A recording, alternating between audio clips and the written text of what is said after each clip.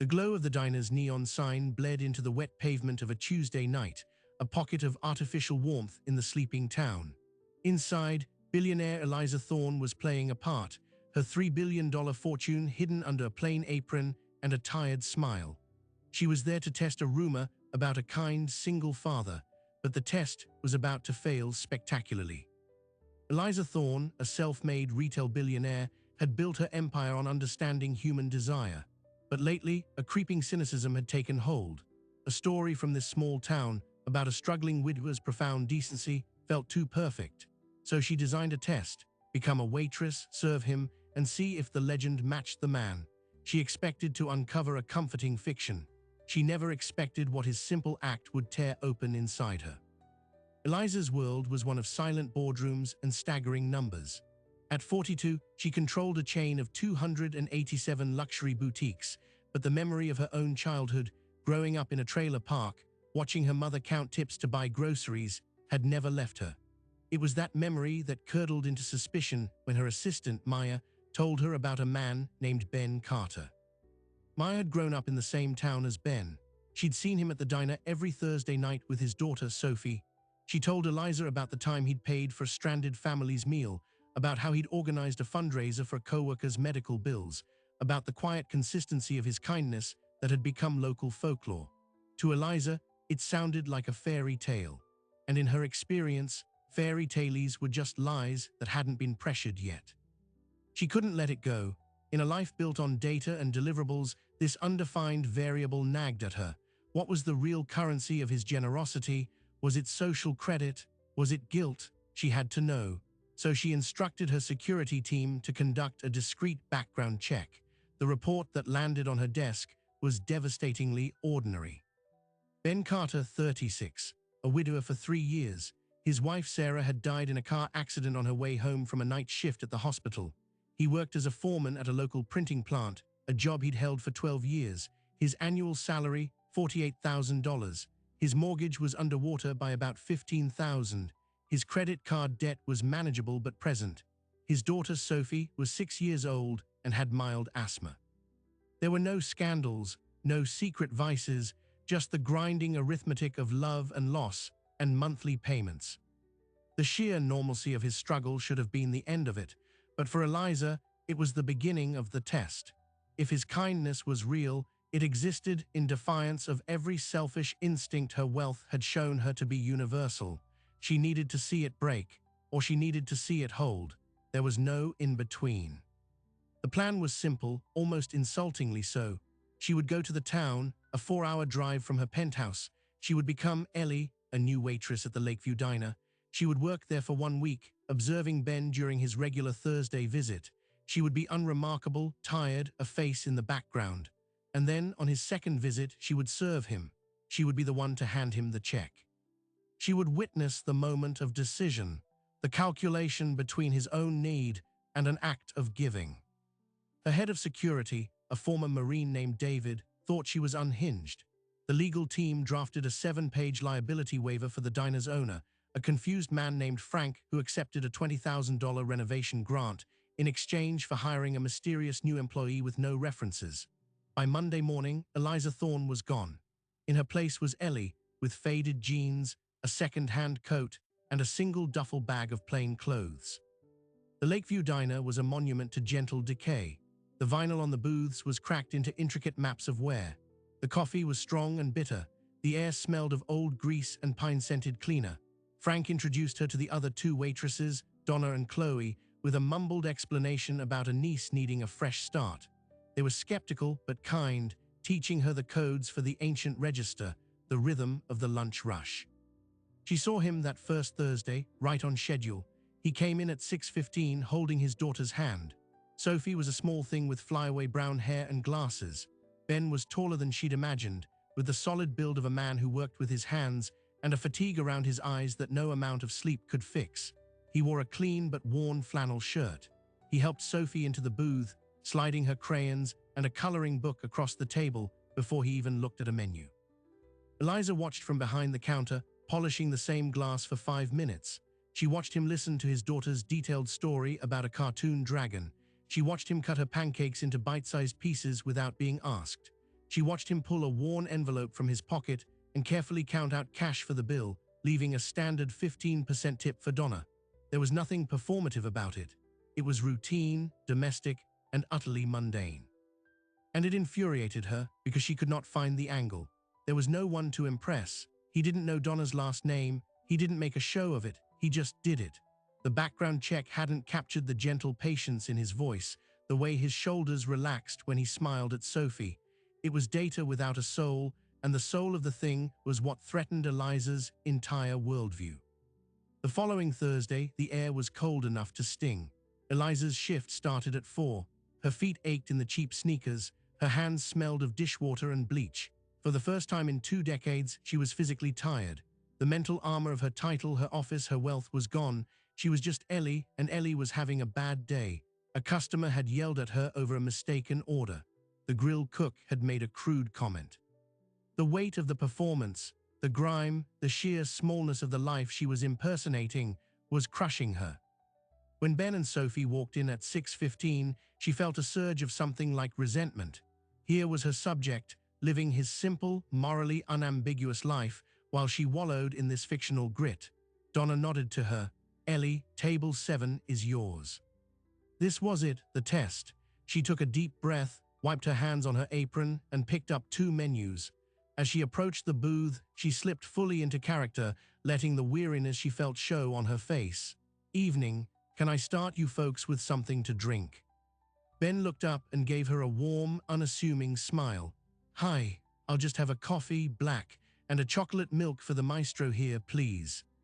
Sophie giggled. I'm not a maestro, Daddy. You're the maestro of coloring. I've seen the evidence. Eliza took the order, her pen trembling slightly.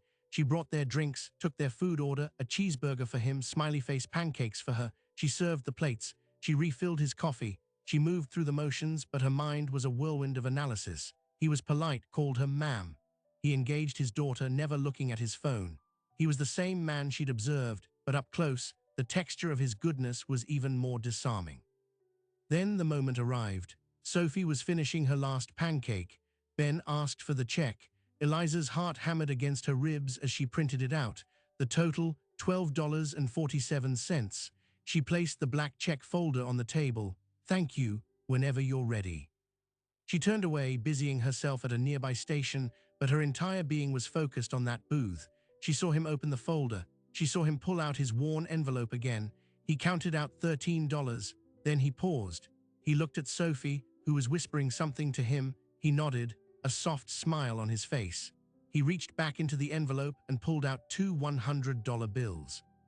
Eliza's breath caught. He folded the bills neatly. Then he took a pen from his pocket and wrote on the back of the check. He placed the money and the note inside the folder, closed it, and stood up.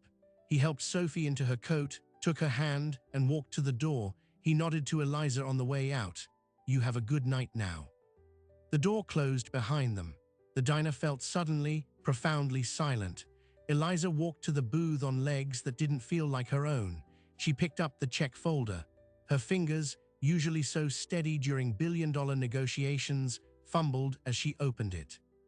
There on top of the $12 check were the $200 bills, and on the back of the check, in a clear, unhurried script, he had written, "For your kids, get them something warm for winter, Ben." The words blurred. A hot, shocking pressure built behind her eyes. The cynicism she had carried like a shield shattered. He hadn't left the tip for her. He'd left it for the children he imagined she had. He saw a tired waitress and assumed a struggle he understood. In that moment, Ellie disappeared. Eliza Thorne, billionaire, stood in a dingy diner holding $200 that felt heavier than any fortune she'd ever made. And she began to cry, not delicate, composed tears, but the ragged, helpless sobs of someone who has just realized they've been judging the world by a reflection of their own emptiness. The test was over.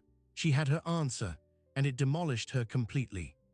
But as she stood there, the check clutched in her hand, a new and terrifying question formed. The man who had just shown her a depth of humanity she thought was myth was about to lose his home. The foreclosure notice was dated in 3 weeks, and she was the only person on earth who knew both the beauty of his act and the brutal reality closing in around him. For 5 full minutes, Eliza Thorne did not move. The crumpled bills in her hand were a verdict. The diner's hum, the clatter of plates, the hiss of the grill receded into a distant buzz. Every assumption she had carried into this town, every hardened layer of judgment built over 20 years in business, lay in pieces at her feet. She had come to expose a fraud. Instead, she had been given a mirror, and the reflection was unbearable. Donna, the other waitress, found her leaning against the counter, her face pale and streaked. "Honey, Ellie, you okay? You look like you've seen a ghost." Eliza forced a weak smile, wiping her cheeks with the back of her hand. "Just a long day, bad news from home."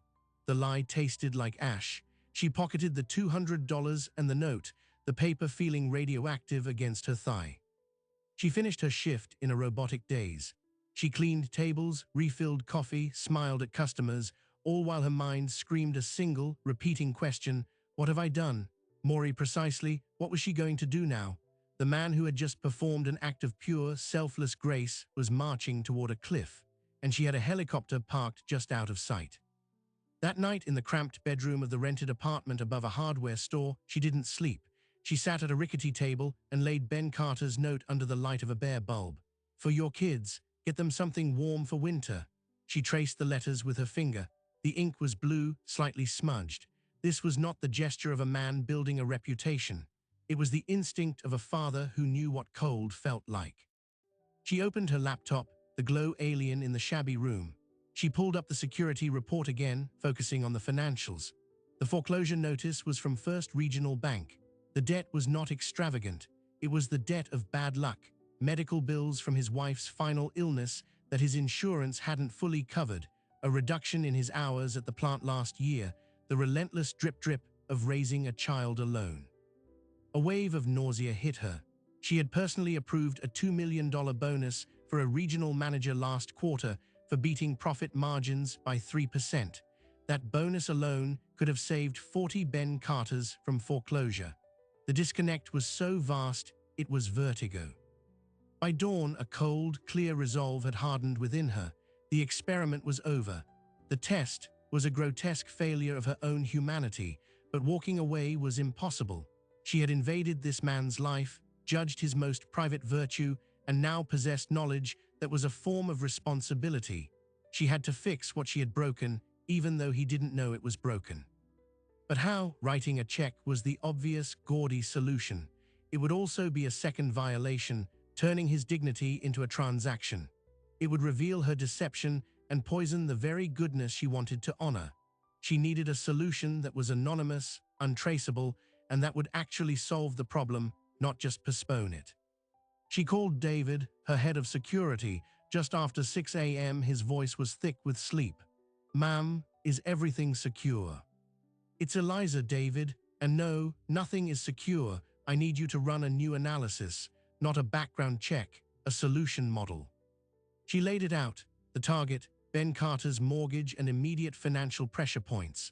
The parameters: resolution must be permanent, untraceable to her or any Thorne Holdings entity, and must appear as natural as possible, like luck or bureaucratic error or an old debt being forgiven. "I want you to look at the bank, the mortgage servicer, the local utility companies. Find a seam, a legal, ethical seam we can use." David was silent for a long moment. "Ma'am, this is highly unusual. The legal exposure is mine to bear. Just find the way, David, please." Next, she called Maya. Her assistant answered on the first ring, already at her desk in the city. "Eliza, your 10 o'clock with the investors has been pushed to. Cancel my schedule for the next 72 hours, Maya. Everything. Tell them I have a personal emergency." "Of course, is everything all right?" Eliza looked out the window at the quiet, waking Main Street. "I don't know yet, but I need you to do something for me. You grew up here, you know people. I need to understand Ben Carter better, not the data. The man, who was he before his wife died? What does he care about? What does the town think of him? And I need you to be discreet, no direct contact." Maya's hesitation was audible. "Eliza, this is about the diner thing, isn't it? What happened?" "He left a $200 tip on a $12 check, Maya, for my imaginary children." Eliza's voice broke. "So no, this isn't about the diner thing. This is about everything else." The information began to filter in over the next 2 days, painting a portrait that was far more vivid and more devastating than the report. David found the seam. First Regional Bank was a small, conservative institution. It had never bundled or sold Ben's mortgage. It was still on their books, a modest, loss-making asset in a portfolio they were quietly looking to clean up. Furthermore, a review of the loan file showed a possible administrative error in the acceleration of the foreclosure timeline, a missed notification period that was technically arguable. Maya's network of old friends and family provided the color. Ben had been a different man before Sarah's death. Lighter, he'd been a volunteer firefighter for 10 years. He built the playground at the elementary school as part of a community service project. Sarah's death hadn't just taken his wife, it had taken the version of him that believed in a predictable world. The man who remained was quieter, more focused solely on Sophie, but the old kindness was still there, like a deep-rooted tree that had been stripped of its leaves but not its core. Eliza also learned about the Carter curve, a term coined by the plant manager. It referred to Ben's uncanny ability to calm tensions on the factory floor, to mediate disputes before they escalated. He was the peacekeeper, the one who would buy a stressed coworker a coffee and just listen. His annual reviews consistently mentioned exceptional interpersonal skills and universal peer respect, alongside the frustrating note, declined promotion to shift supervisor 3 times. When asked why, Ben had said he couldn't accept the extra hours away from Sophie. The pieces assembled into an agonizing whole. Here was a man who gave stability to everyone around him while his own life was crumbling, who nurtured community while being isolated in his grief, who turned down advancement out of loyalty to his child. The $200 tip wasn't an anomaly. It was the logical output of his entire operating system. David presented the plan. It was elegant and cold. Thorn Holdings would create a shell LLC unrelated to any of its major brands. That LLC would make an offer to First Regional Bank to purchase a small portfolio of non-performing residential mortgages at a slight premium. Ben's loan would be included in that bundle, lost among 20 others. Once owned, the LLC would immediately review each file for procedural inconsistencies. In Ben's case, they would discover the notification error and, as a goodwill gesture and to avoid litigation, would not only halt foreclosure but restructure the loan. Principal reduced to match the current underwater value, interest rate lowered to 0, and the term extended. The monthly payment would drop to almost nothing. "It will look like a bureaucratic miracle," David said over the secure line. "A bank error in his favor. It happens. Rarely, but it happens." Eliza approved it without hesitation. The cost was negligible. The mechanism was set in motion. She should have felt relief. Instead, she felt like a thief in a different way. She was now manipulating the fabric of his reality from the shadows. It was protection, but it was also control. On her 4th day as Ellie, she saw him again. It was Thursday. It was Saturday morning, and he was in the diner with Sophie for pancakes. He was wearing the same flannel shirt. Sophie was wearing a puffy coat that was slightly too small, the sleeves riding up her wrists. Eliza's stomach clenched. She couldn't face him. She retreated to the kitchen, claiming a sudden headache, and watched through the service window as Donna took their table. She saw him laugh at something Sophie said, the weariness in his face momentarily vanishing. She saw him carefully count out his cash again, leaving a normal tip. A new, more dangerous impulse was taking root within her. Knowledge had created a connection she couldn't sever. Fixing his mortgage was a mechanical solution. It did nothing for the loneliness in his eyes or the too small coat on his daughter. The distance between her world and his was no longer an intellectual concept. It was a visceral, painful chasm she felt compelled to bridge. That afternoon, she did something reckless. She drove to the small, modest house on Maple Street. It was neat but in need of paint. A child's bicycle lay on its side in the front yard. She sat in her rented sedan, parked a few houses down, and just watched. She saw Ben in the driveway, showing Sophie how to change a tire on his old truck. His movements were patient, his explanations simple. The scene was so ordinary, so profoundly decent, that it felt like a physical ache.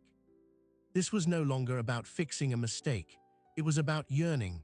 The life she had witnessed, rooted in concrete love, in community, in tangible care, was a life her billions had insulated her from ever experiencing. She had palaces, but she didn't have a home. He had a crumbling house, and it was filled with more meaning than all her properties combined. As she drove back to her apartment, a terrifying clarity emerged. The anonymous, bureaucratic solution was no longer enough. It felt cowardly. It was another layer of deception. Ben Carter, through a simple act of generosity, had shown her a truth about her own emptiness. To truly honor that, she had to show him a truth in return, but revealing herself now would look like what it was: the capricious whimsy of a bored billionaire turning his life into a feel-good story. She was trapped in a paradox of her own making. To help authentically, she had to be honest, but honesty would destroy the very authenticity she wanted to preserve. The tension broke in an unexpected way. On Sunday, her last planned day in town, she visited the local park. It was a crisp, clear autumn day, and there, by the duck pond, was Ben and Sophie throwing pieces of bread to the mallards. Eliza, hidden behind large sunglasses and a scarf, sat on a distant bench, watching. She saw Sophie shiver in her thin coat. She saw Ben notice immediately. He took off his own flannel shirt, the same one from the diner, and wrapped it around his daughter's shoulders, leaving himself in just a t-shirt in the cool air. It was the final, unthinking sacrifice, the last piece of data she could withstand. She stood up and walked away, her decision made. The anonymous mortgage fix was already in motion. That would proceed. But it was just the first step. She would not disappear. She would find a way to re-enter his life, not as a waitress or a hidden benefactor, but as herself. It would be messy. It would risk everything. He might reject her with every fiber of his being. But as she drove out of town that evening, the $200 note pressed inside her wallet, she knew the real test was no longer his character. It was hers. She had spent a week judging his worth. Now she had to prove her own. And the only way to do that was to step out of the shadows into the terrifying light of his world and say the three words she had never said to anyone in her life of calculated advantage: I was wrong. The bridge was crossed. The helicopter was gone. Eliza Thorne was going home to dismantle the walls around her life, preparing for the only negotiation that had ever truly scared her, the one where she had nothing to offer but a fractured, sincere apology and everything to lose. The first letter arrived at Ben Carter's house 11 days later. It was from the Heronwood Trust, a name he'd never heard. The language was dense with legal terms, but the core message was clear. A review of his mortgage had identified a processing irregularity. All foreclosure proceedings were halted indefinitely. His principal was recalculated. His interest rate was now 0%. His new monthly payment was $87. Ben read it 3 times at his kitchen table, the paper trembling in his hands. He called the number provided. A polite, professional woman confirmed everything. Yes, the trust had acquired a portfolio of loans from First Regional. Yes, his was among them. Yes, the terms were correct. It was, she said, a rare bit of good luck, a bureaucratic correction. He hung up and stared at the wall, feeling not relief, but a deep, unsettling suspicion. The world didn't work this way. Luck didn't arrive in a perfectly typed letter 2 weeks before you lost your home. He remembered the waitress, Ellie, and her shocked face. He remembered the $200 he'd left, money he couldn't truly spare but had felt compelled to give. A cold thread connected the two events in his mind, but the logic was impossible. Meanwhile, Eliza Thorne was in her Manhattan office, orchestrating a different kind of storm. She had called a meeting of her executive board, a group of 12 men and women accustomed to discussing market expansions and stock buybacks. She presented a new initiative, the Thorne Foundation's Anchor Community Project. The pilot would be a $5 million investment in a single, small American town. It would fund small business grants, a community center renovation, utility bill assistance, and a matched savings program. The targeted town was, of course, Ben's. The board was baffled. The numbers were trivial, but the focus was bizarre. "Why there?" asked the CFO. "There's no strategic footprint, no demographic synergy." Eliza met his gaze. "Because it's needed there." She offered no data slides, no ROI projections. The vote passed, but the room was thick with confusion. The story, however, did not stay in the room. By the next day, a whisper had reached the business press. Thorne Holdings targets obscure town for mysterious philanthropy pilot. Eliza knew she had to get there first. She couldn't let Ben read about it in the news. So 8 days after the mortgage letter, she drove back to the town. This time, she didn't rent a sedan. She arrived in a black luxury SUV, dressed not in an apron, but in the understated, expensive wool and silk uniform of her real life. She went directly to the printing plant and asked to see Ben Carter. The foreman, a blunt man named Roy, looked her up and down. "He's on the line. Who are you?" "My name is Eliza Thorne. I need to speak with him. It's urgent." The name meant nothing to Roy, but the authority in her voice did. He sent a runner. Ben emerged from the factory floor, wiping ink from his hands with a rag, his expression shifting from curiosity to wariness as he saw her. He did not recognize her, not yet. "Ben Carter, my name is Eliza Thorne. Could we speak privately for a moment?" He led her to a break room smelling of old coffee and microwave popcorn. "What's this about?" he asked, leaning against a counter, crossing his arms. Eliza's rehearsed speech evaporated. The air between them was charged with all her deception. "It's about the mortgage letter you received from the Heronwood Trust." His eyes narrowed. "How do you know about that?" "Because I created the Heronwood Trust." The words hung in the stale air. "And I was the waitress, Ellie, at the diner." Ben stared. His face went through a rapid series of transformations: confusion, disbelief, dawning horror, and finally, a flat, cold anger. He pushed off from the counter. You were the—" He shook his head, as if trying to dislodge the information. "What is this? Some kind of TV show?" No, it was a test. A terrible, arrogant mistake. The apology she had practiced tumbled out, raw and inelegant. She told him everything: her cynicism, Maya's story, her desire to prove human goodness was a myth, the undercover weak, the tip, the devastating realization, the need to make it right. When she finished, the only sound was the distant thrum of the printing presses. Ben's face was a mask of stone. "Let me get this straight," he said, his voice dangerously quiet. "You, a billionaire, dressed up as a poor waitress to see if a poor single dad was actually a good person, and when I passed your little test, you decided to buy my mortgage and fix my life. As a what? A reward." "It's not a reward, it's restitution. It's me trying to play God," he interrupted, his anger surfacing. "You think you can just fix people, move our lives around like we are pieces on your board? That tip, that was for her asterisk.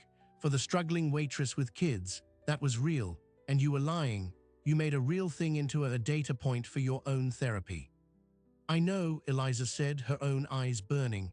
"I know that now. That's why I'm telling you. I'm exposing the mechanism. I'm giving you the truth."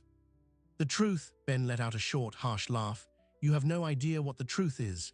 The truth is I laid awake for 2 nights after leaving that tip, worried I'd been irresponsible, that maybe Sophie needed that money more than your imaginary kids. The truth is that letter didn't feel like luck. It felt like a trap. And now I know it was. You think you're giving me freedom? You just put me in a bigger cage." He walked to the door. "Leave. Don't come to my house. Don't contact me. And undo whatever you've done with the mortgage. I don't want it." "Ben, please. The town, there's more. I'm launching a community foundation. It could help everyone." He turned, his hand on the doorknob. "You think this town wants your help now? You think they'll take it when they find out you started by spying on one of their own? You don't fix a lie with money. You just make the lie more expensive."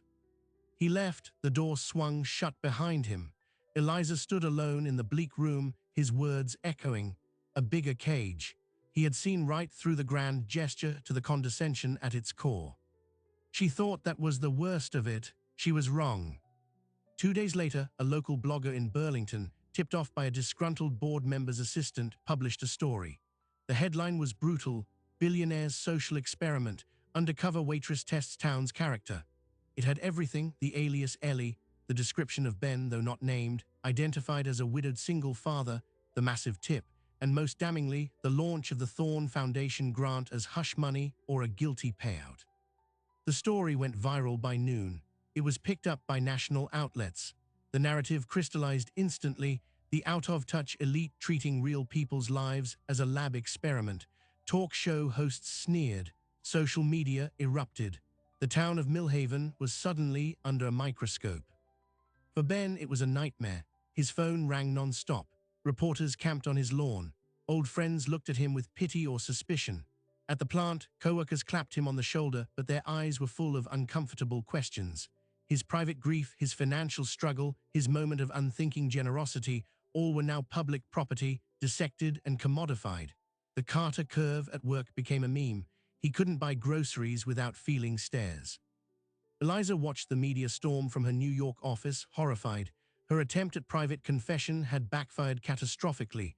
She had wanted to give Ben the truth, but instead, she had unleashed a monster that was now consuming him.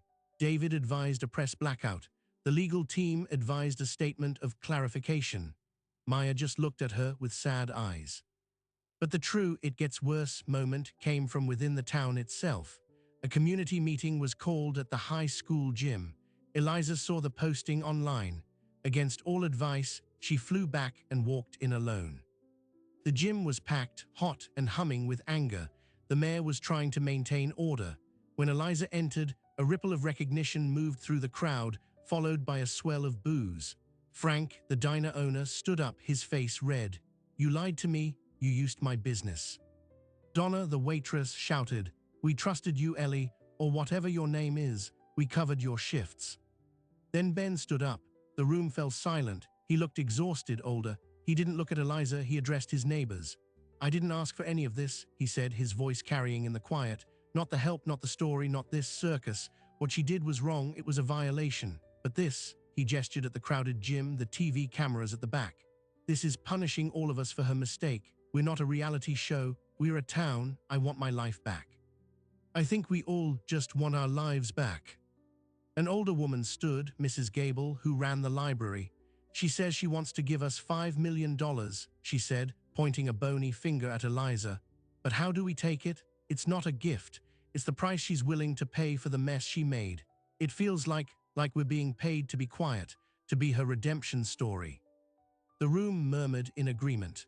The foundation, Eliza's grand act of atonement, was dead on arrival. It was tainted money. The council voted unanimously to reject the Thorn Foundation grant. Eliza was publicly, utterly stripped of her power. Money could not fix this. Influence could not control it. She had been judged by the community and found guilty. She left the gym, the echo of their rejection ringing in her ears. That night, sitting in a sterile hotel room outside town, she hit bottom. Every action she had taken, the test, the mortgage fix, the foundation, the confession, had compounded the damage. She had wanted to connect and had only built higher walls. She had wanted to help and had only caused harm. Ben was right. She had put him in a cage of her own making, and then she had lit it on fire for the world to see. But in that nadir, a single, clear thought emerged. It was the thought she had been avoiding since the diner. It wasn't about what she could do for Ben or the town. It was about what she could be with them. All her solutions had been transactional. What was required was relational, and that required a surrender she had never contemplated. She picked up her phone. She didn't call David or her lawyers. She called Maya. "I need you to set up a new meeting," she said, her voice hollow but certain, "with Ben Carter and the town council, but not on my terms, on theirs. Tell them I'm not bringing a proposal. I'm bringing an offer to listen. And tell them I'll meet wherever they want, under whatever rules they set. No media, no aides, just me." It was the only move left. Not the power move of a billionaire, but the vulnerable move of a person who had finally run out of plans. It was the bridge from the escalation of disaster to the uncertain, fragile possibility of a payoff. She had spent her life building a fortress of success. Now she had to walk out of its gates, unarmed, and ask for permission to simply sit at the table. The meeting was set for the town library's back room, a space that smelled of old paper and wood polish. The rules were simple. Eliza Thorne would come alone. She would listen. She would answer questions, but she would not propose solutions. The council members, Mrs. Gable from the library, Frank the diner owner, the plant foreman Roy, and two others, sat on one side of a long oak table. Ben Carter, after much persuasion, sat at the end, a neutral party. Eliza, in a simple chair facing them, had never felt so exposed or so clear about what she had to lose. Mrs. Gable spoke first, her voice crisp. "You said you wanted to listen, so listen. What you did wasn't just lying, it was theft. You stole Ben's private act and made it a public spectacle. You stole our town's peace and turned us into a sideshow. Why should we believe a word you say now?" Eliza didn't look at her notes. She looked at Ben, then at the others. "Because I'm not here to ask you to believe me. I'm here to acknowledge that you shouldn't. I violated trust in a fundamental way. My word has no value here. All I have is my presence and my willingness to accept whatever judgment you make." For 2 hours, they questioned her. Frank asked about the diner, feeling used. Roy asked if the workers at her own companies were just data points. Ben was mostly silent, watching her, his expression unreadable. Eliza answered everything directly, without justification. Yes, she had been arrogant. Yes, she had treated real lives as abstractions. No, she could not undo the media storm, but she had instructed her lawyers to cease all aggressive legal action against the bloggers and to issue no further statements, letting the story die of its own accord. Finally, Ben leaned forward. "The mortgage, the Heronwood Trust, you said you'd undo it, did you?" "I tried," Eliza said. "The legal disentanglement is complicated. The trust is independent. To dissolve it and revert the loan would likely trigger a new default process with the original bank. The cleanest path forward is the one already in motion, but I understand why you don't want it. So I have a proposal, but only if you're willing to hear it." Ben nodded once. "Thorn Foundation grant is rejected, I accept that, but the Heronwood Trust exists. Its sole asset is your mortgage and a few others. Instead of you dealing with an anonymous entity, what if the trust was transferred to a local steward, a community board perhaps? They would manage it transparently. The terms for your loan could be renegotiated by you with them to something you find acceptable. Fair, not charitable. For the other loans in the trust, the board could decide how to manage them. The capital would become a true community fund, controlled locally, with no connection to me or my companies." The room was quiet. It was a complete surrender of control. She was offering them the money and the mechanism and removing herself from the equation. Mrs. Gable tapped a pencil on the table. "And what do you get out of this?" "Nothing," Eliza said. Then she corrected herself. "No, that's not true. I get to not make it worse. I get to learn what it looks like when people who know each other solve problems instead of someone who thinks she has all the answers parachuting in." Ben studied her. He saw the absence of the poised, untouchable billionaire from the plant break room. He saw the raw fatigue, the lack of armor. He saw, for the first time, someone who was as adrift as he felt. "What about the community center?" he asked. "The one in your foundation plan, the old VFW hall. It's been rotting for years. Kids have nowhere to go after school." "If a community board decides that's a priority for the trust's resources, that's their decision," Eliza said. Ben looked at the council. "We need the space. We don't need her name on it." The discussion turned slowly from accusation to logistics. How would the board be formed? What were the legalities? Eliza provided only factual answers about what was legally possible, offering no opinion on what they should do. After 3 hours, the council agreed to explore the trust transfer. They made it clear this was not forgiveness. It was a pragmatic assessment of a tool that had been dropped in their lap. Ben walked out with the others. Eliza stayed behind, gathering her coat. He appeared in the doorway. "You didn't fight," he said. "I have nothing left to fight with," she replied. "That's the first honest thing you've said." He paused. "The board, they'll ask me to be on it, because of the mortgage, because he trailed off. "The affected party." "Yeah," he looked down the quiet library aisle. "Sophie asked me yesterday if the lady who gave us the money for the house was the same lady who was sad at the diner. Kids, they see the cracks in everything." "What did you tell her?" "I told her it was complicated, that sometimes people do wrong things for reasons that aren't all bad, and that we have to decide if we look at the wrong thing or at what comes after." He met her eyes. "I'm not looking at the wrong thing anymore. It's exhausting." He didn't say goodbye, he just left. But the meaning was clear, a ceasefire, not friendship, but an end to active war. The transfer of the Heronwood Trust took 4 months. Lawyers from Manhattan worked with a local legal aid office to ensure the structure was airtight and autonomous. A 7-person community board was formed.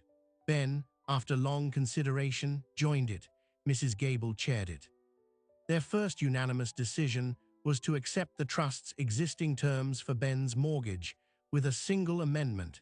He would pay the modest $87 monthly payment into a local scholarship fund for trade school students. It was a solution that honored his need for autonomy and his desire to give back. The second decision was to allocate funds to renovate the old VFW hall into a community center. They put the project out for local bid.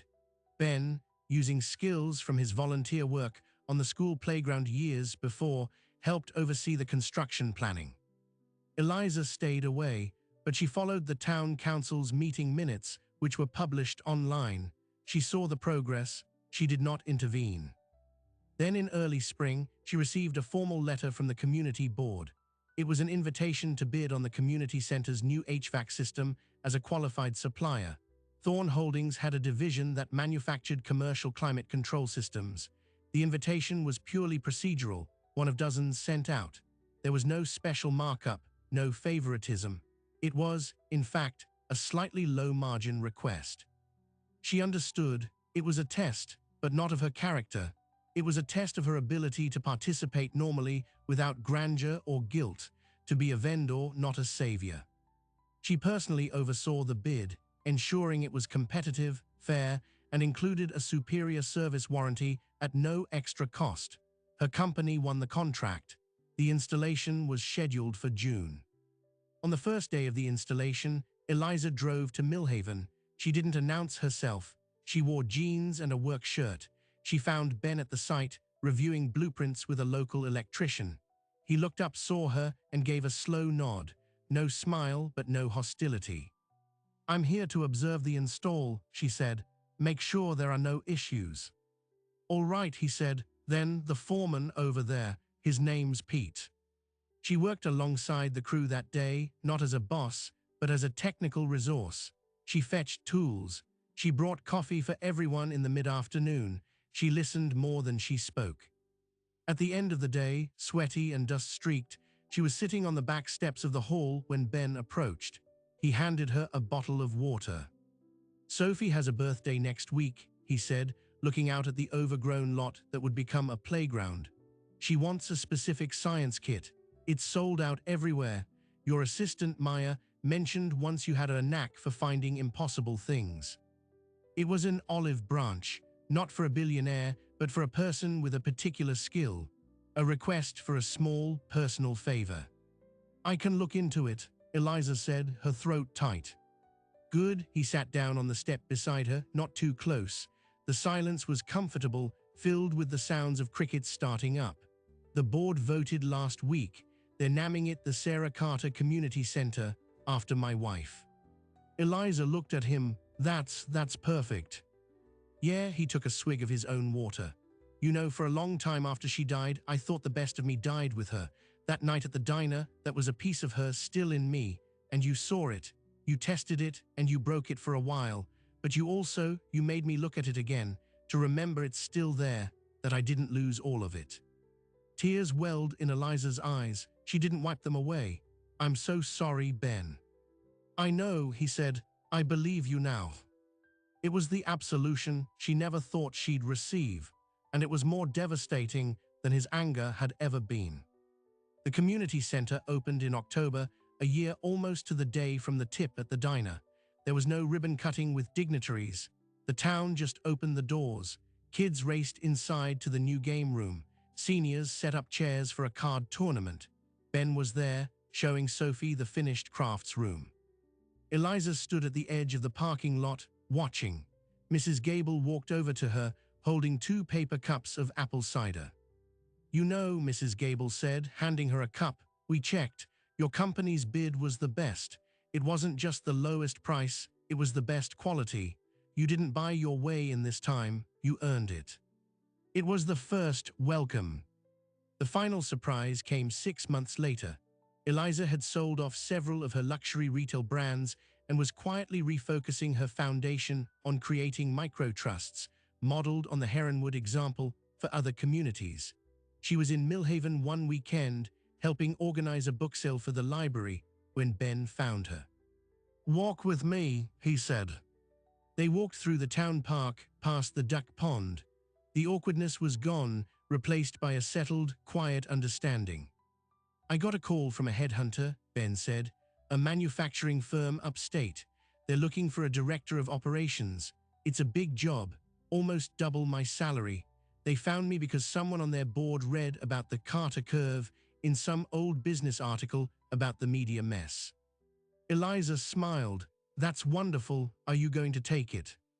"I don't know. It would mean moving, uprooting Sophie." He stopped by the pond. "I told them I'd think about it, but I wanted to tell you first, because if I go, the board will need a new member, someone who understands capital and contracts and who won't try to run the show." He looked at her. "I might recommend they ask you." Eliza was stunned. To be asked to serve, not to lead, to be a voice among others for a place she had once tried to purchase. It was the ultimate reversal. "I would be honored," she said quietly, "whether you go or stay." "I haven't decided yet," he said, "but it's a good choice to have, one I didn't have a year ago." He looked at her, a real, full smile touching his eyes for the first time in her memory. "You see, you didn't fix me, Eliza. You just stopped blocking the view. I fixed myself." They stood there as the sun set, the creator of the test and its subject, side by side, no longer defined by the roles that had brought them together. The experiment was over. A relationship, fragile and real, had begun in its place. The story didn't end with a grand gesture or a dramatic reunion. It transitioned into the quiet, ongoing work of a town, a man rebuilding his life, and a woman learning, slowly, how to be a part of something larger than her own vision. The neon of the diner still glowed on Tuesday nights. The check for $12.47 was long gone. But the echo of the $200, given and received in such vastly different understandings, had finally settled into a truth they could both hold. That sometimes, the only way to measure the weight of a human heart is to first feel the burden of your own. So what do we take from a story that began as a test and ended as a testament? The neon diner sign still glows on Tuesday nights. The vinyl booths are still cracked in the same patterns, but nothing inside is quite the same. Eliza Thorne still runs her company, but she spends 1 week each quarter working anonymously in a different small business within her supply chain, not to test, but to listen. The board of the Heronwood Trust meets monthly in the Sarah Carter Community Center. Ben Carter did not take the job upstate. He accepted a promotion to shift supervisor at the plant, on his terms, with a schedule that lets him walk Sophie to school. The first thing he did with the raise was establish a college fund for her. The second thing he did was anonymously pay the utility bill for an elderly neighbor who had done the same for him years before. The circle, once broken, now turns.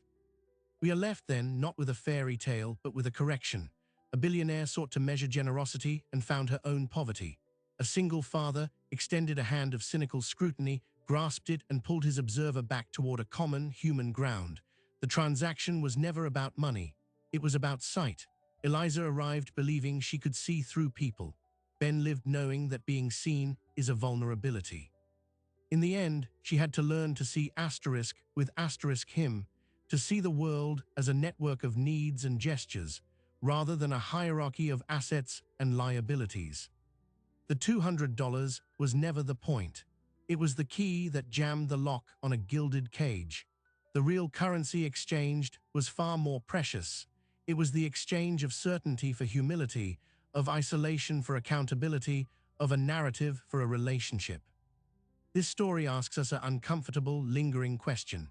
In a world constantly urging us to optimize, to judge, to curate, and to test what might we be missing in the people right in front of us, what unseen battles are they fighting? What quiet kindness are they offering that we are too busy, too cynical, or too self-assured to notice? And if we were to truly notice, if we were to really see, what would it require us to change? Some stories are fireworks, bright, loud, and over in a spectacular flash. This story was the slow turning of the seasons, the first cold rain of October, the stubborn green beneath the winter frost, the gradual, undeniable thaw. It reminds us that the most profound transformations often don't look like victories. They look like quiet conversations in library basements. They look like showing up with tools instead of checkbooks. They look like a man choosing to stay and build where he is planted, and a woman learning how to be a neighbor instead of a protagonist. The test is over, the lesson continues, and somewhere in a small town not so different from your own, a light is on in a community center, a father is reading to his daughter, and a woman is remembering that the most valuable thing she will ever earn cannot be listed on any balance sheet. It must be given, received, and earned anew in the fragile, beautiful currency of trust. If you found a perspective here worth keeping, consider subscribing. We explore the human architecture behind the headlines, the stories of how we break and how we mend. Thanks for listening.